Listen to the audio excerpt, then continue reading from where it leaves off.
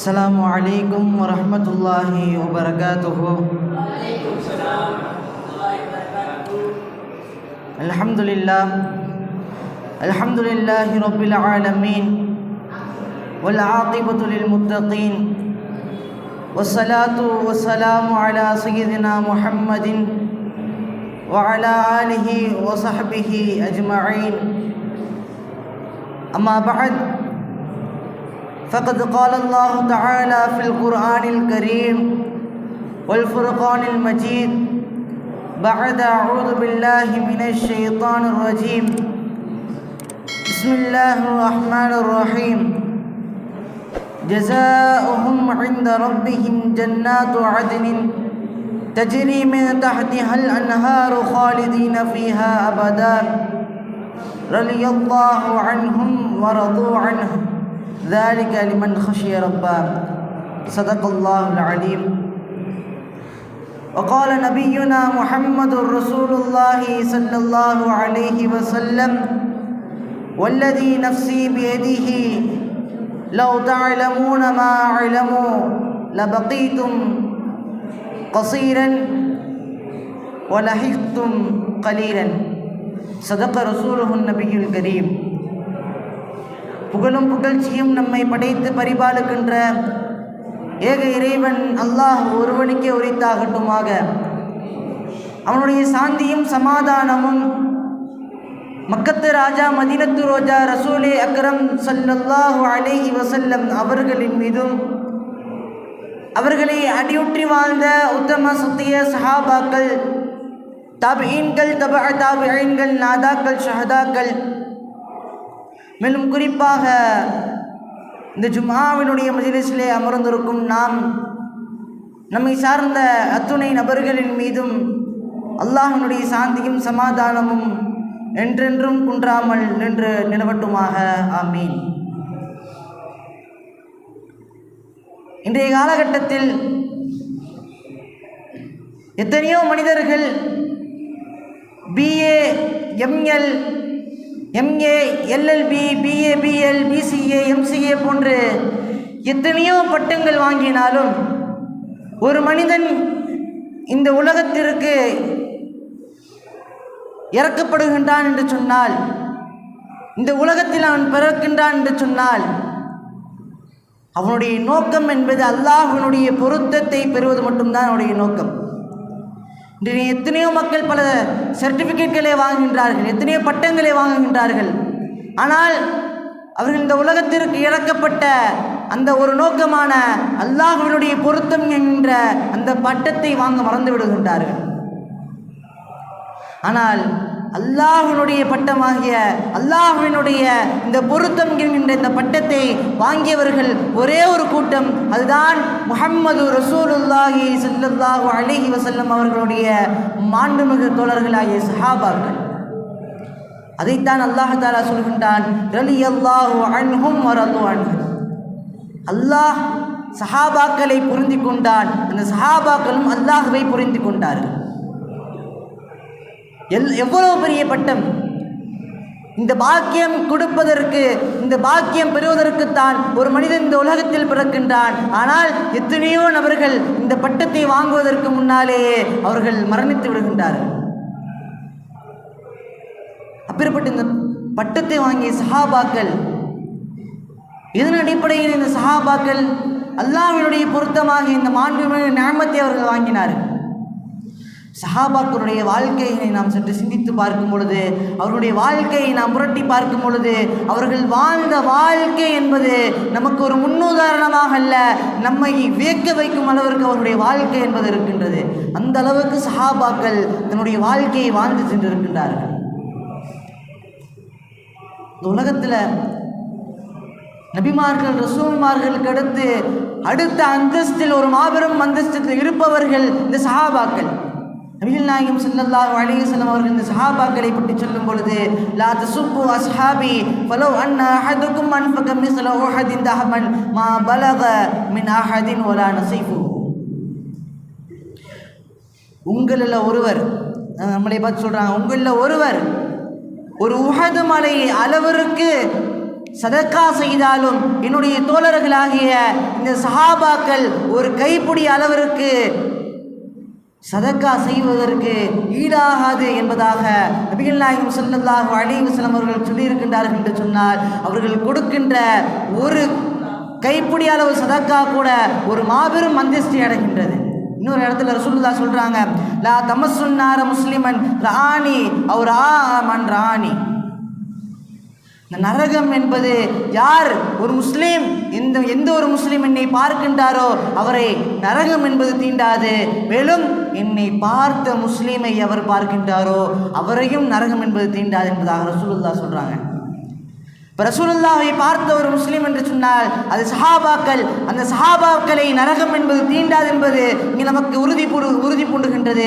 அதே போன்று அந்த சஹாபாக்களை எவரெல்லாம் முஸ்லிமான நிலையில் பார்க்கின்றார்களோ அவர்களுக்கும் நரகம் என்பது தீண்டாது என்பதாக நாம் புரிந்து கொள்ளக்கூடியதாக இருக்கின்றது. சஹாபாக்களுடைய ஈடு இணைகிட்ட தியாகங்களை நாம் பார்க்கும் பொழுது நம்மால் அந்த அளவுக்கு செய்ய முடியுமா, நாம் இதே போன்று நம் உலகத்தில் நாம் வாழ முடியுமா என்று சிந்திக்கும் அளவிற்கு, நாம் ஆச்சரியப்படும் அளவிற்கு அவருடைய வாழ்க்கை என்பது அந்த அளவுக்கு இருக்கின்றது. அப்துல்லாஹ் இப்னு ஜஹஷ் ரலியல்லாஹு அன்ஹு உஹது போருடைய காலகட்டத்தில், நாளைக்கு உஹது போறனா அப்துல்லாஹ் இப்னு ஜஹஷ் ரலியல்லாஹு அன்ஹு சஅத் இப்னு அபி வக்காஸ் ரலியல்லாஹு அன்ஹு அவங்கள கூப்பிடுறாங்க. சஅத் இப்னு அபி வக்காஸ் அவர்களே, வாங்க நாம் துஆ கேட்போம். நான் துவா கேட்கறதுக்கு நீங்கள் ஆமின்னு சொல்லுங்கள், நீங்கள் துவா கேட்கறதுக்கு நான் ஆமின்னு சொல்கிறேன். ஆக மொத்தத்தில் நம்ம துவா கேட்கறது இன்ஷா அல்லாஹ் பலிக்கும் அப்படின்ற மாதிரி சொல்கிறாங்க. இப்போ அதே மாதிரி சஅத் இப்னு அபி வக்காஸ் ரலியல்லாஹு அன்ஹு அவங்களும் அதற்கு ஒத்துக்கிட்டு ஒரு ஓரமாக போய் துவா கேட்க ஆரம்பிக்கிறாங்க. ஃபஸ்ட்டு சஅத் இப்னு அபி வக்காஸ் ரலியல்லாஹு அன்ஹு கையை உயர்த்தி துவா கேட்குறாங்க. யா அல்லாஹ், நாளை நடக்க இருக்கும் உஹது போரில் நான் கடுமையாக சண்டை போட வேண்டும், கடுமையாக நான் போரிட வேண்டும். அந்த போர்க்களத்தில் எதிரியை சேர்ந்த எவன் பயங்கரமாக சண்டை போடுறானோ அவன் கூட நான் சண்டை போடணும், அவனையும் நான் அடிக்கணும், அவனும் என்னை அடிக்க வேண்டும். கடைசியாக அந்த எதிரியை நான் வெட்டி வீழ்த்தி அவனுடைய பொருட்களை நான் கனிமத்தாக எடுத்துக்கொள்ள வேண்டும் யா அல்லாஹ் என்பதாக துவா கேட்கிறாங்க. அப்துல்லாஹ் இப்னு ஜஹஷ் ரலியல்லாஹு அன்ஹு அவங்களும் ஆமீன் அப்படின்னு துவா செய்கிறாங்க. அடுத்த டைம் அப்துல்லாஹ் இப்னு ஜஹஷ் ரலியல்லாஹு அன்ஹு அவர்கள் கேட்குறாங்க, யா அல்லாஹ், அல்லாஹுவே, நாளை நடக்க இருக்கக்கூடிய அந்த உஹது போரில் நான் கடுமையாக போரிட வேண்டும். அது மட்டுமல்ல, எதிரி படையில் யார் கடுமையாக போரிடுகின்றானோ அவனிடத்தில் நான் போரிட வேண்டும், அவனிடத்தில் நான் சண்டையிட வேண்டும், நானும் அவனை அடிக்க வேண்டும், அவனும் என்னை அடிக்க வேண்டும். கடைசியாக அவன் கையால் நான் வெட்டி வீழ்த்தப்பட வேண்டும் என்பதாக துவா செய்கிறாங்க. இது மட்டுமல்ல, அவர்கள் கையால் நான் வெட்டி வீழ்த்தப்பட வேண்டும் என்பதாக மட்டும் துவா செய்யல, அடுத்து துவா கேட்குறாங்க, என்னுடைய மூக்கும் என்னுடைய காதும் அவனுடைய கையால் அறுபட வேண்டும் என்பதாக சொன்னாங்க. சொல்லிட்டு அடுத்து சொல்கிறாங்க, யா அல்லாஹ், அடுத்து என்னுடைய கை காதும் என்னுடைய மூக்கும் மறுக்கப்பட வேண்டும். நாளைய மறுமை நாளில் உன்னை சந்திக்கும் பொழுது என்னிடத்தில் நீ கேட்க வேண்டும், உன்னுடைய மூக்கும் உன்னுடைய காது எதனால் அறுபட்டிருக்கு என்பதாக நீ என்னிடத்தில் கேட்ட உடனே நான் சொல்லணும், யா அல்லாஹ், உன்னுடைய பாதையிலும் உன்னுடைய ரசூலுடைய பாதையிலும் நான் போரிட்டு இந்த காதும் இந்த மூக்கும் எனக்கு அறுபட்டுருச்சு யா அல்லாஹ் என்பதாக நான் சொன்ன உடனே நீ சொல்லணும், யா அல்லாஹ், ஆம், நீ உண்மைதான்ப்பா சொன்ன, நீ உண்மையதான் சொல்கிற, என்னுடைய பாதையில் ரசூலுல்லாஹ்வுடைய பாதையில் என்னுடைய தூதருடைய பாதையில் நீ போரிட்டதின் காரணமாகத்தான் உன்னுடைய அந்த காதும் மூக்கும் அறுபட்டு இருக்குது என்பதாக அல்லாஹ் அதற்கு சாட்சி கூறணும். இந்த மாதிரி துவா கேட்குறாங்க. சஅத் இப்னு அபி வக்காஸ் ரலியல்லாஹு அன்ஹு ஆமீன் அப்படின்றாங்க. அதே போன்று நாளை உஹது போர்க்களம் வருகின்றது. அதில் சஅத் இப்னு அபி வக்காஸ் ரலியல்லாஹு அன்ஹு அவங்க கடுமையாக போரிடுறாங்க. ஒரு எதிரி படையில் ஒருத்தனை சந்திக்கிறாங்க, அவனிடத்தில் போர் புரிகிறாங்க. அவனும் சஅத் இப்னு அபி வக்காஸ் ரலியல்லாஹு அன்ஹு அவர்களை பயங்கரமாக தாக்குகின்றான். சஅத் இப்னு அபி வக்காஸ் ரலியல்லாஹு அன்ஹு அவர்களும் அவர்களை கடுமையாக தாக்குகின்றார்கள். கடைசியில் அவர்கள் கேட்ட துஆவை போன்று அவனை வெட்டி வீழ்த்தி அவருடைய பொருட்களை அவர்கள் கனிமத்தாக எடுத்துக்கொள்கின்றார்கள். அதே நிலையில் அப்துல்லாஹ் இப்னு ஜஹஷ் ரலியல்லாஹு அன்ஹு அவங்க அதே போன்று கடுமையாக போரிடுகின்றாங்க. அந்த போர் உஹது போரில் அவனுடைய வால் உடஞ்சி போச்சு, எதிரியோட சண்டை போட்டதில் வால் உடஞ்சி போச்சு. ரசூலுல்லாஹ் ஒரு மரக்கட்டை எடுத்து இந்தாங்க பிடிங்கன்னு சொல்கிறாங்க. அதை வாங்கின அப்துல்லாஹ் இப்னு ஜாஷ் ரலியல்லாஹு அன்ஹு அந்த மரக்கட்டை என்பது வாளாக மாறினது. அந்த வாளை கொண்டு கடுமையாக போரிட்டார்கள். அப்துல்லாஹ் இப்னு ஜாஷ் ரலியல்லாஹு அன்ஹு கடைசியில் ஒரு நபரை சந்திருக்கின்றார்கள். அவரை கடுமையாக தாக்குகின்றார்கள். அவனும் இவர்களை கடுமையாக தாக்குகின்றான். கடைசியில் இவர்கள் ஷஹீதாக்கப்பட்டு இவருடைய காதும் மூர்க்கும் ஒரு கயிறில் கோர்க்கப்பட்டு அந்த போர்க்களத்தில் தொங்க விடப்பட்டிருக்கின்றது. அதை பார்த்து சஅத் இப்னு அபீ வக்காஸ் ரலியல்லாஹு அன்ஹு, நான் செய்த துஆவை காட்டிலும் அப்துல்லாஹ் இப்னு ஜாஷ் ரலியல்லாஹு அன்ஹு அவர்கள் செய்த துஆ மேன்மையானது என்பதாக சொல்கின்றார்கள். நாம் சற்று சிந்திக்கக்கூடிய விஷயம், இன்று உயிருக்கு பயந்து கொண்டு ஏராளமான தவறுகளை நாம் செய்கின்றோம். நமக்கு ஏராளமான வசதிகளை அல்லாஹ் தஆலா செய்து கொடுத்தோம். நமக்கு ஏராளமான பாதுகாப்புகளை அல்லாஹ் நமக்கு செய்து கொடுத்தோம். நாம் அல்லாஹ்விற்கு மறந்து நன்றி கெட்டவர்களாக வாழ்ந்து கொண்டிருக்கின்றோம். ஆனால் அன்று கடுமையான சூழலில் கூட தான் அல்லாஹ்விடத்தில் ஷஹீதாக்கப்பட்டு அல்லாஹ்வுடைய பாதையில் ஷஹீதாக்கப்பட்டு அதே நிலையில் நான் அல்லாஹ்விடத்தில் செல்ல வேண்டும் என்பதாக துஆ செய்திருக்கின்றார்கள் என்று சொன்னால், நம்முடைய அந்தஸ்தை காட்டிலும் இந்த சஹாபாக்களுடைய அந்தஸ்து என்பது எவ்வளவு மேலானது என்பதாக நாம் சற்று சிந்தித்து பார்க்க வேண்டும். நமக்கெல்லாம் ஒரு சந்தேகம் வரும், சஹாபாக்கள் அந்தஸ்தில் உயர்ந்தவர்களா இல்லை வலிமார்கள் அந்தஸ்தில் உயர்ந்தவர்களா? பொதுவாக இந்த கேள்வி என்பது எல்லா இடத்துலையும் உண்டாகும். ஏன்னா நம்ம சஹாபாக்களுடைய வாழ்க்கையை நாம் ஆராய்ந்து பார்க்கும் பொழுது கூட அவ்வளவு கராமத்துகள் வெளியாவதில்லை. ஆனால் இந்த வலிமார்களுடைய வரலாற்றுகளை நாம் திரும்பி பார்க்கும் பொழுது அவர்களிடத்தில் ஏராளமான கராமத்துகள் வெளிப்படுகின்றது. இதன் மூலமாக நமக்கு எழுப்பப்படக்கூடிய சந்தேகம் என்னவென்று தெரியுமா? சஹாபாக்கள் சிறந்தவர்களா வலிமார்கள் சிறந்தவர்களா? வலிமார்களுடைய தலைவர் என்று சொல்லக்கூடிய குதுபுல் அக்தா முஹையத்தீன் அப்துல் காதிர் ஜீலானி கத்தஸல்லாஹு சிர்ரஹுல் அஸீஸ் அவர்களிடத்தில் அவங்க சொல்கிறாங்க, சஹாபாக்களிலே யார் கடைசியான சஹாபாக்கள், இவருடைய அந்தஸ்து மிகவும் குறைந்த அந்தஸ்துடைய சஹாபாக்கள் இருக்கின்றார்கள் அல்லவா, அந்த சஹாபாக்கள் ஒரு வாகனத்திலே ஒரு குதிரையிலே போகும் பொழுது அந்த குதிரையில் செல்லும் பொழுது அந்த மண்படலம் அந்த தூசி வெளியாகின்றது அல்லவா, அந்த தூசியில் ஒரு தூசி அளவிற்கு கூட நான் சமமாக மாட்டேன் என்பதாக சொல்லுகின்றார்கள். இங்கே நாம் புரிந்து கொள்ள விஷயம், குத்துபுல் அக்தாப் என்று சொல்லப்படக்கூடிய இந்த வலிமார்களுடைய தலைவரை காட்டிலும் இந்த சஹாபாக்களின் கடைசி தரஜாக்களில் இருக்கக்கூடிய ஒரு சஹாபி உயர்ந்தவர்கள் என்று சொன்னால் இந்த சஹாபாக்களுடைய கண்ணியத்தை நாம் புரிந்து கொள்ள வேண்டும். அனஸ் இப்னு நதுர் ரலியல்லாஹு அன்ஹு மாபெரும் சஹாபி. உஹது போரில் ஒரு வதந்தி கிளம்பிருச்சு, ரசூலுல்லாஹ் ஷஹீதாக்கப்பட்டுட்டாங்க. ரசூலுல்லாஹ்வை அடிப்படையாக கொண்ட சஹாபாக்கள் போரிட்டு கொண்டிருக்கின்றார்கள். இந்த நேரத்தில் ரசூலுல்லாஹ் ஷஹீதாக்கப்பட்டாங்கன்ற கேள்வியை கேட்ட உடனே சஹாபாக்களுக்கெல்லாம் கால் உடைஞ்ச மாதிரி ஆயிடுச்சு. எப்படி இதுக்கு மீறி நாம் போர்க்களத்தை நடத்தி செல்வது, எப்படி நாம் இதுக்கு மீறி எதிரியை தாக்குவது என்பதாக அவர்களுக்கு ஒரு கால் உடைந்ததை போன்று அவர்கள் நினைத்து கொண்டு இருக்கிறாங்க. அப்போ அனஸ் இப்னு நதுர் ரலியல்லாஹு அன்ஹு அவங்க வராங்க. அப்போ உமர் ரலியல்லாஹு அன்ஹு, தல்ஹா ரலியல்லாஹு அன்ஹு அவங்களிடத்துல முஹாஜிரின்கள் அன்சாரிகள் எல்லாம் கூட்டமாக நின்று ஒரு குழப்பத்தில் பேசிகிட்டு இருக்கிறாங்க. அப்புறம் அனஸ் இப்னு நதுர் ரலியல்லாஹு அன்ஹு அவங்க வந்து, உங்களுடைய பதட்டத்துக்கு என்ன காரணம் என்பதாக கேட்ட உடனே அவங்க சொல்கிறாங்க, ரசூலுல்லாஹ் இந்த மாதிரி கொல்லப்பட்டுட்டாங்க, ரசூலுல்லாஹ் உஹது போரில் ஷஹீதாக்கப்பட்டுட்டாங்க என்று சொன்ன அடுத்த காலம் அனஸ் இப்னு நதுர் ரலியல்லாஹு அன்ஹு சொன்னார்கள், ரசூலுல்லாஹ் வஃபாத்தாகி விட்டார் என்று சொன்னார், ரசூலுல்லாஹ் ஷஹீதாக்கப்பட்டு விட்டார் என்று சொன்னார், இதற்கு மீறி நாம் இந்த உலகில் வாழ்ந்து எண்ணத்தை செய்ய போகின்றோம், வாருங்கள் நாமும் களத்தில் இறங்க ஷஹீதாக்குவோம் என்று வாளை எடுத்துக்கொண்டு உள்ளே சென்றவர்கள் தான் ஷஹீதாக வரையும் போரிட்டார்கள், ஷஹீதானார்கள்.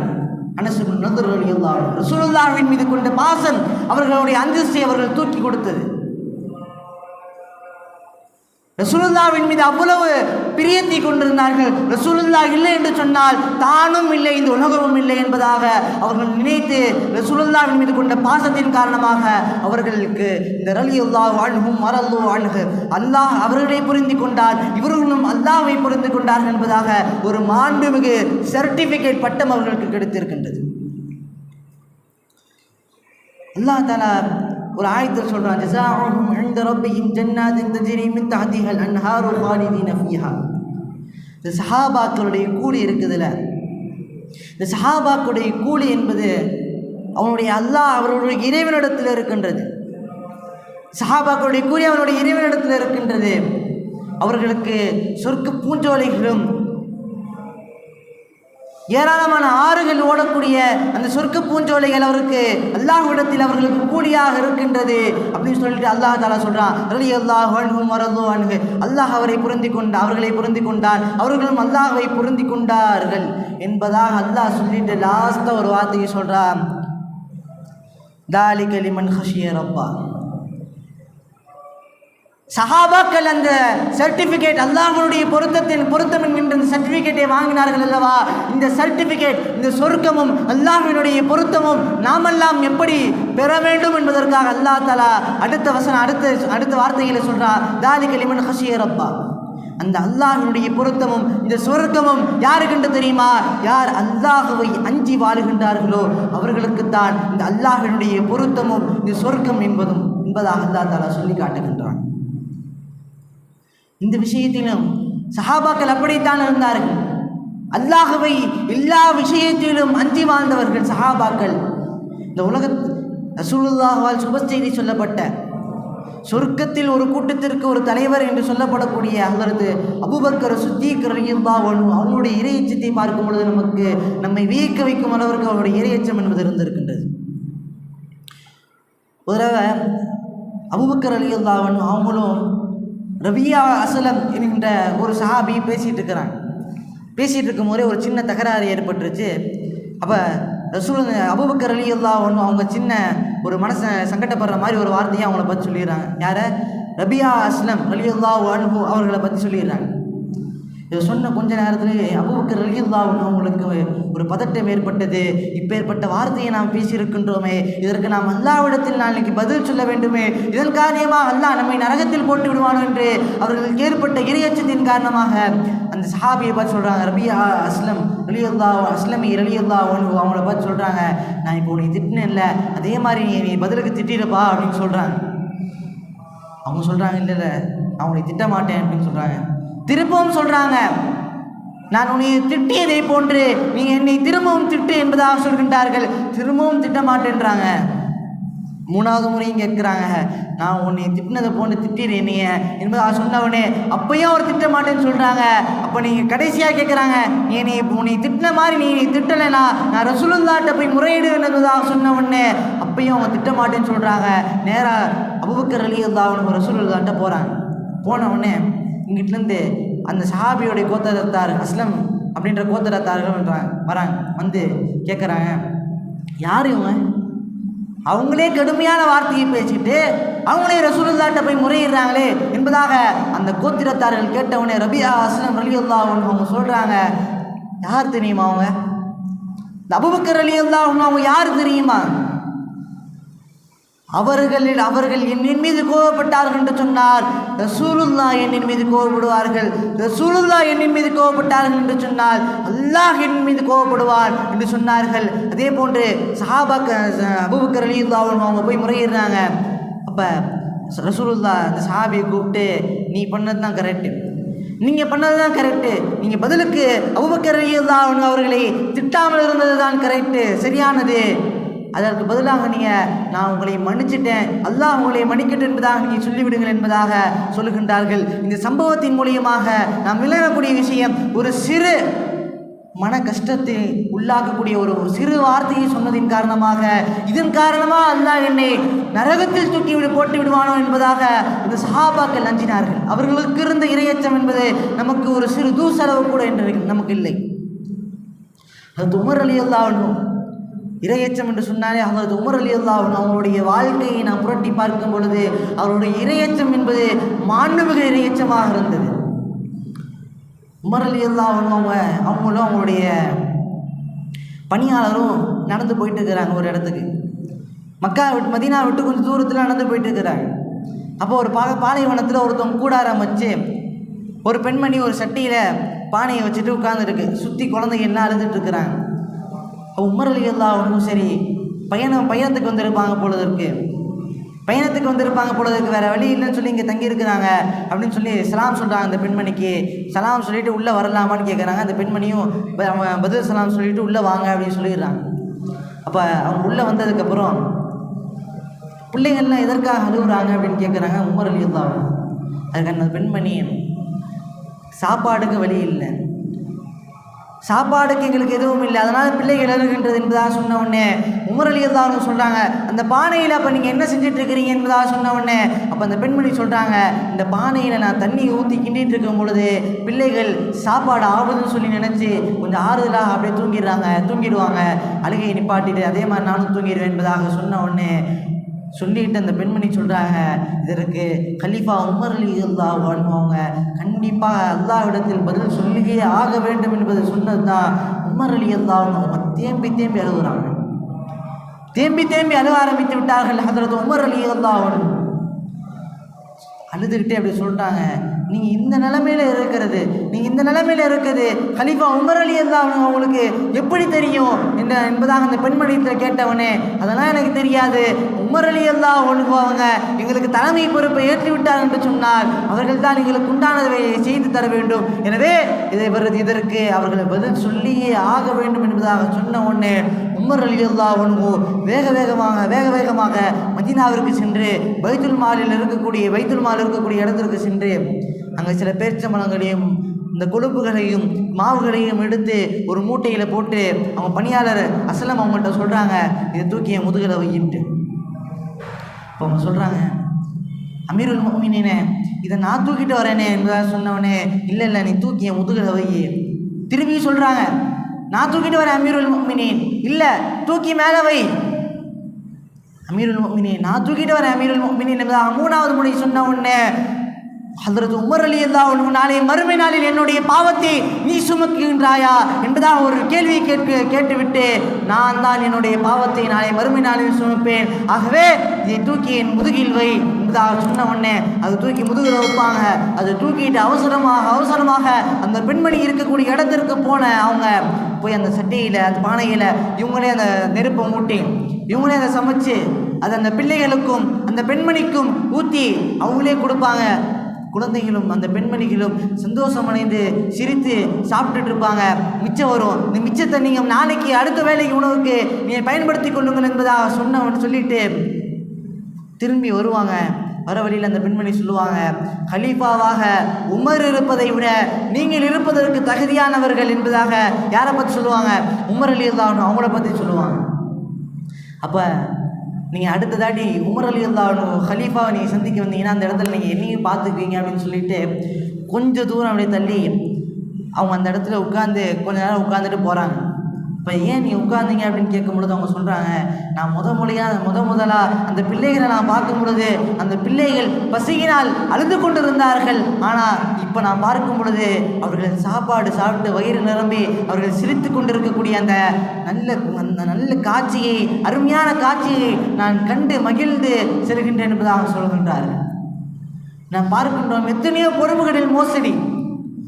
ஒரு பொறுப்பில் ஏறிட்டா அந்த பொறுப்பில் ஏகப்பட்ட மோசடிகள் செய்கின்றார்கள். ஆனால் இந்த அமீருல் முஃமினீன் அந்த பொறுப்பு இந்த மொத்த உலகமும் அவர்களுக்கு கீழே இருந்தது.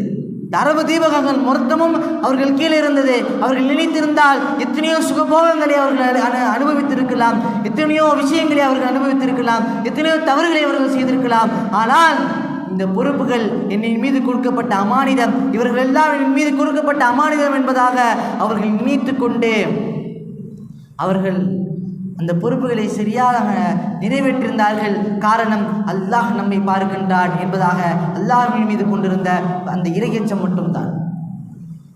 நம்ம எத்தனையோ பேர் ஒன்றிய அரசாங்கம் நம்மளை வந்துடும், ஆர்எஸ்எஸ்காரனை பார்த்தா நம்மளை அடிப்பான், நம்மளை கொல்லுவான்.